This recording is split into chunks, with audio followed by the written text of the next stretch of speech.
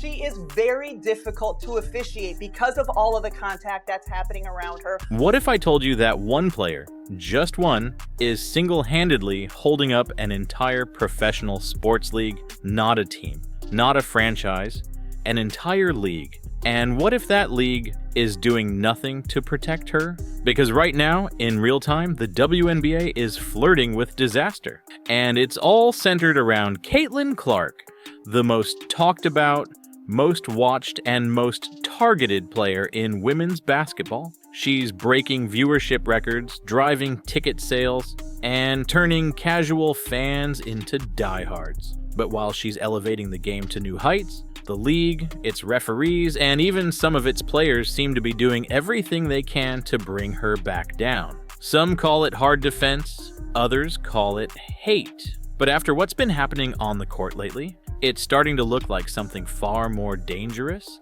and if the WNBA doesn't act soon, they may lose more than just their brightest star. They may lose everything. When Caitlin Clark stepped back onto the court after a brief absence, she didn't just return, she reignited the league. In just one half of basketball, she dropped 25 points, launched 3 logo bombs in under 40 seconds, and instantly reminded the world why everyone tunes in. The nerve, the second-year player clearing out that side of the floor, shooting on Stewie, and then watch the reaction with one another. Stewie's laughing. The crowd didn't just cheer, they erupted. Social media lit up. ESPN couldn't stop replaying it. And the WNBA's numbers? They exploded. Her return game against the New York Liberty? It pulled in 2.8 million viewers. And Cunningham is down behind the play, but they've got Caitlin Clark. 2 players with incredible up.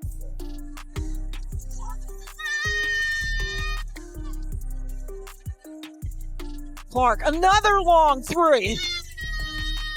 She's back. One of the most watched broadcasts in WNBA history. To put that in perspective, the NHL's Stanley Cup Finals averaged less than that. Let that sink in. A regular season WNBA game outdrew a century-old men's championship event.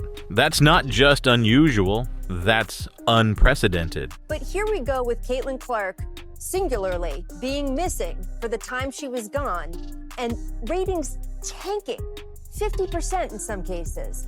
And then also she comes back and reminds everyone how spectacular she is. And everybody's talking about the WNBA. So if you needed to sort of have it affirmed to you that it is just her, that the singularity of her is what we are talking about and her star power, you got it with this absence and then the way she came back. And here's where it gets even more revealing. Because while Clark was out for just a handful of games, viewership tanked, engagement vanished, national interest went silent. The same fans who couldn't stop talking about the league the week before barely noticed it existed. It wasn't just a ratings dip, it was a free fall. And when she came back, everything flipped. So if anyone still had doubts about who's driving this league, that stretch erased them. It's not the teams. It's not the rivalries. It's not even the playoffs. It's her. With the world watching and ratings climbing, you'd think the league would do everything possible to protect its most valuable asset.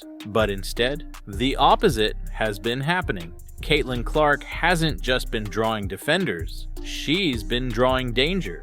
Rebecca, tell me, what does Clark's return mean for the WNBA? I mean, it means a lot more people are paying attention once again. We know how much Caitlin drives ratings. We know how much Caitlin drives attention on the WNBA. And for her to come back and do it in that way was just ridiculous. Hard fouls, missed calls, body checks, face scratches, and through it all, the officials just keep swallowing their whistles. What started as a few questionable no calls has turned into a full-blown crisis. And now even the WNBA's most respected voices are speaking out. I'm sitting there at the end of the first quarter when she had that 38-second stretch where she drained deep 3 after deep 3 after deep 3. I was just sitting there thinking, I've been around this league since 1997. I have never seen that in a WNBA game. Have we seen players go on runs? Of course we have, but not like that. Not where a couple of the three-pointers are from 30 plus feet. It was an exhibition by her. Rebecca Lobo, Olympic gold medalist, Hall of Famer, and one of ESPN's most measured analysts, finally said what everyone else was too afraid to. I talked to a number of WNBA coaches about the officiating, and every single one of them said it needs to get better. Not some, not a few, all of them. They're not just worried about missed calls. It was just ridiculous. It's not often that you're watching the WNBA or that I'm watching it and I'm like, wow, I've just never seen this before. They're worried about the pattern, the growing inconsistency, the lack of control, and the complete failure to adapt to a faster, more physical modern game. And they're especially worried about Caitlin Clark, because as Lobo put it, she is very difficult to officiate because of all the contact happening around her all of the time. This angle is wild, folks. There's the eye gouge. Watch Mabry. Boom! I mean, come on. In other words, the league's biggest star is playing under constant physical pressure, and refs are either unable or unwilling to adjust. And when that happens, players and coaches do something dangerous. They adapt. One coach told Lobo flat out, "We tell our players to be as physical as they can for 40 minutes because we know they'll get away with it for 38. That's not just strategy, that's survival in a broken system." By now, it's not just a trend, it's a problem. And it's getting worse. In a recent game against the Connecticut Sun, fans watched in real time. Hey, we would have been crashing that RT. Courtney, if somebody ever tackles you like that, Nobody would ever tackle me like that. They would play with Bridget like that, and then we would have to like take it up there. okay. You see what I'm saying? But I'm just saying. Nobody would ever And tell me like if that. that ever happened, you better crash out behind me, because I'm crashing out behind you. We can share the same jail cell. As Caitlin Clark was clawed in the face, shoved to the ground, and tag-teamed by 2 defenders with 0 ejections. No flagrant, no warning, not even a technical.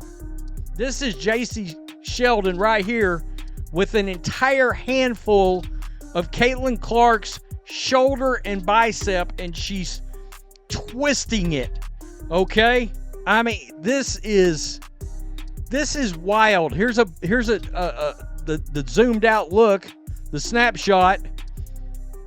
I mean, this league does not have control of its players. It wasn't a scrap under the basket.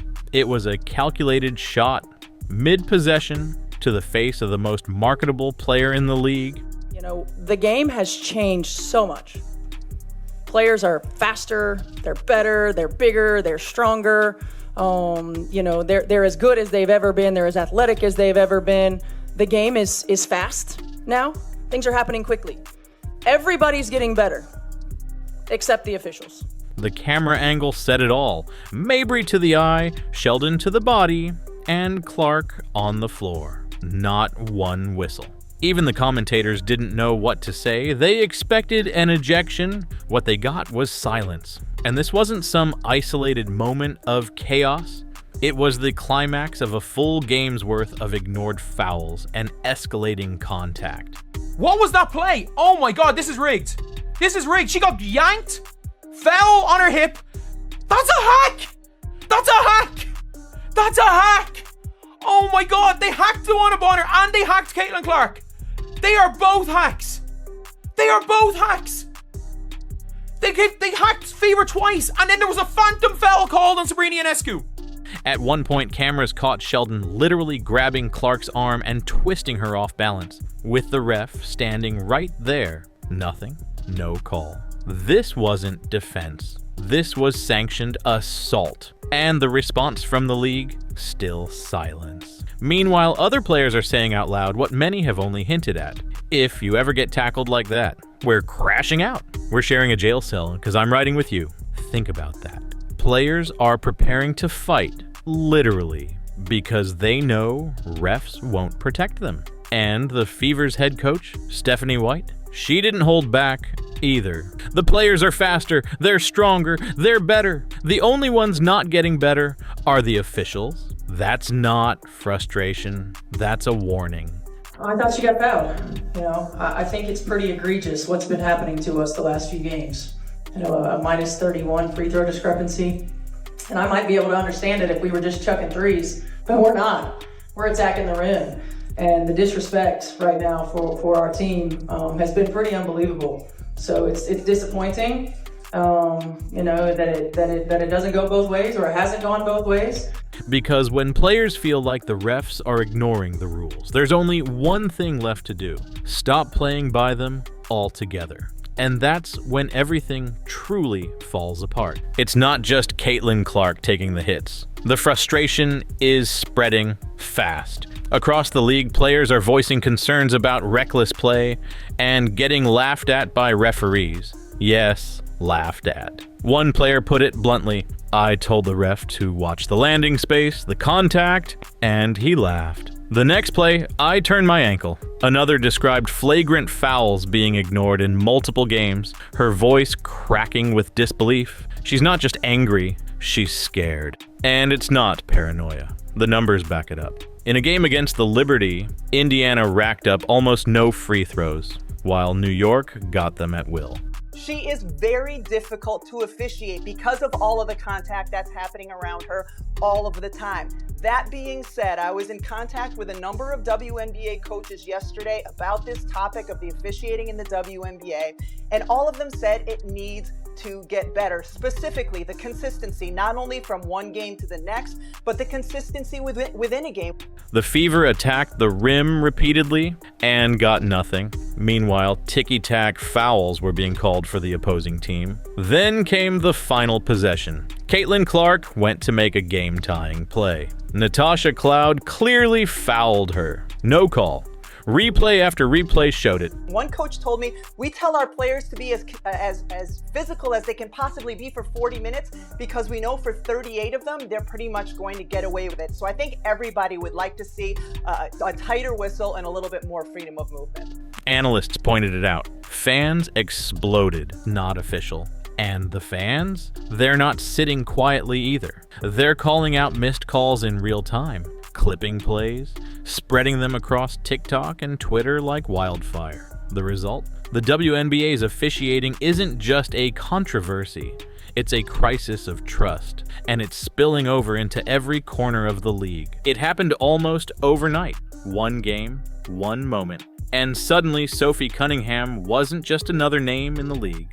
And like, they just kept shoving Caitlin. They're like, well, they can't keep calling. They can't just keep calling fouls. I'm like, they're literally just running around hacking her. The referees have made it like a point that this is how you beat the Fever. You hack them. You don't even, it's not being physical. You just hack them. Because the referees are going to allow them to be hacked. Late in the game with the Fever, hack them. Not being physical, hack them. Don't go for the ball, hack them. She became a breakout star, all because she did one thing. She stood up for Caitlin Clark. After defending Clark during a game, Sophie saw her TikTok explode. Within days, she gained over 1 million new followers across platforms. Her comment section? Wall-to-wall love. Fans thanking her, begging for her jersey, saying things like, "Guess I'm watching the WNBA now." That's a flagrant foul. It's a hard foul. And make no mistake, this wasn't about a flashy dunk or buzzer beater. It wasn't about stat sheets or Sports Center highlights. It was about loyalty. Because WNBA fans, especially the new ones Clark is bringing in, as we expected, Sophie Cunningham has reached 1 million followers. 1 million followers. Sophie Cunningham on TikTok has gained, like, if I'm not mistaken, I think she has gained nearly 900,000 followers. It's at least 700,000. Sophie Cunningham on TikTok now has 1 million followers.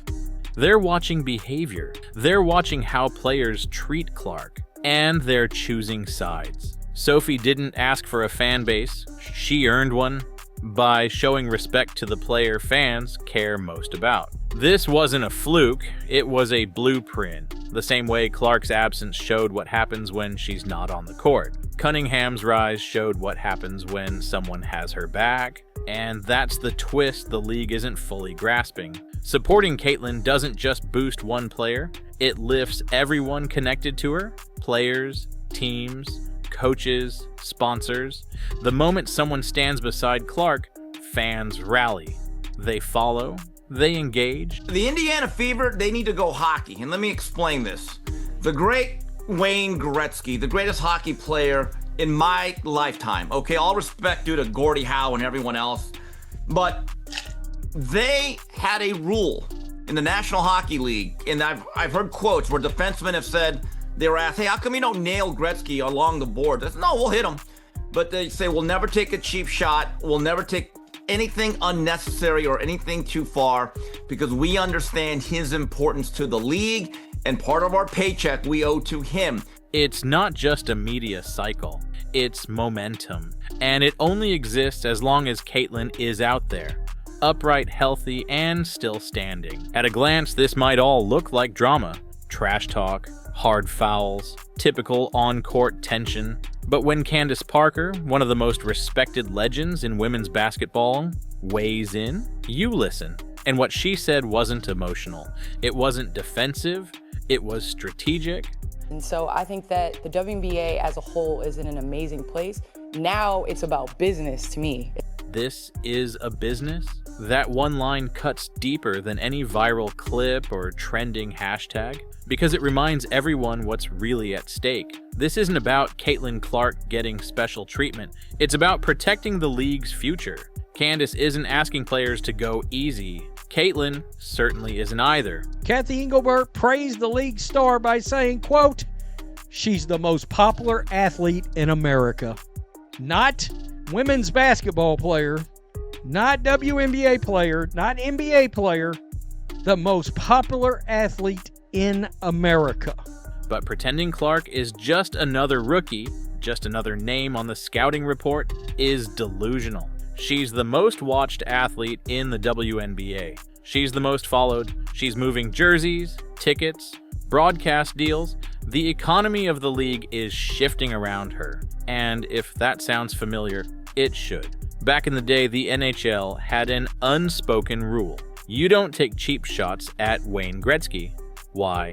Because everyone, including his opponents, understood something simple. You don't mess with the guy who pays your paycheck.